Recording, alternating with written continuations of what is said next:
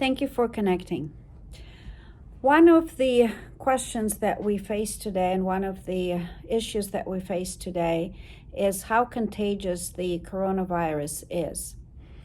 Many of us are worried about getting infected just by stepping outside, by going and picking up food at a restaurant, by having to sign a letter or package that arrived at our door. At the same time, many of us still have a need to continue going to work to healthcare facilities and be there alongside with healthcare workers, doctors, and nurses. So, how do we deal with this anxiety that we're all faced with today?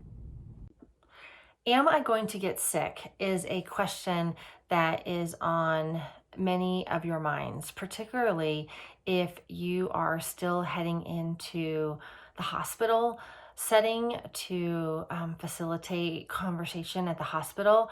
This can be a question that is very much in the forefront, may even be producing some panic or some fear or anxiety in you. It may make it harder for you to want to go, to be able to do your job. And so let's talk a little bit about how to manage the fears around the thought, am I going to get sick? So the reality is that you don't know if you're going to get sick. None of us know if we're going to get sick ultimately. All we can do is to take precautions.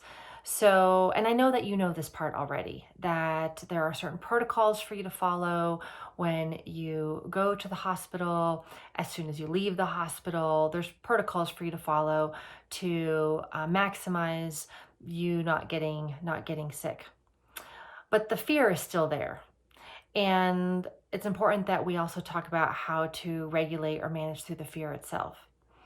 So when we have a fear or a thought that sounds something like, I'm going to get sick, what we're actually doing is we're taking an unknown situation and we are projecting worst case scenario into the unknown.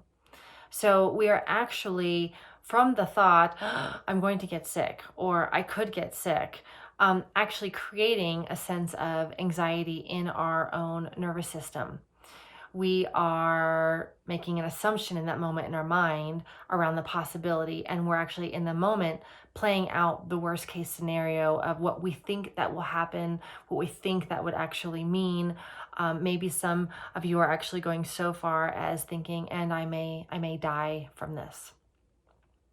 So let's all pause and just take a deep breath, even as this discussion is happening right now, because this is, even just talking about it can bring up some anxiety. So just notice if you're having any, and go ahead and take a deep breath and give your body what your body needs right now. So there are two ways to work with this. One is to actually create a plan. The mind actually settles a little bit, and there can be a feeling of safety, a little bit more safe anyway, when there is a plan involved.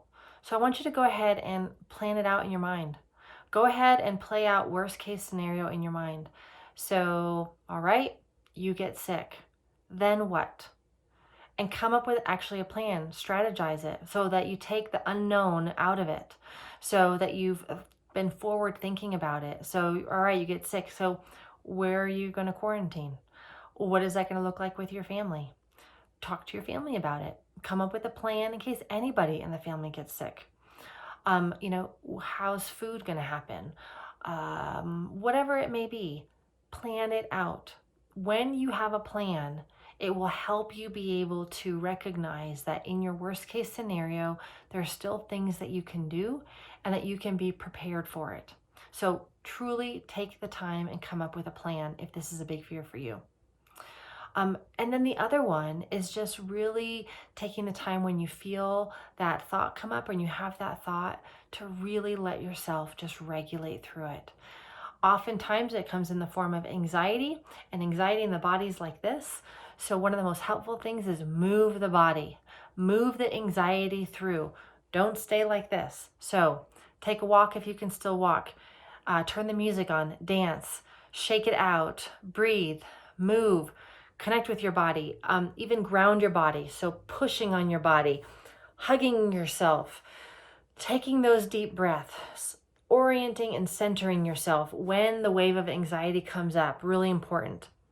So those are really 3 things. Follow the protocol to the best of your ability, just so that the things that you know you need to do when you're in the hospital setting to make sure that you're safe. Go ahead and make a plan in case it happens. Plan the whole thing out. Get really clear in your mind about what exactly you're afraid of, and then plan it out. Plan for worst case scenario. It's, by the way, some of the things that the great business leaders of the world do. CEOs of companies. We plan for worst case scenario. I'm asking you to plan as if you were the CEO of your own body, your own company, which you are. Plan for the worst case scenario. Talk to the people in your life so that everyone is on board. And then the third one is really learn how to manage when you feel the waves of anxiety come up. Find a way to move it through your body. Don't stay still with it. Don't stay stuck in it. Move it, move it, move it, move it, move it.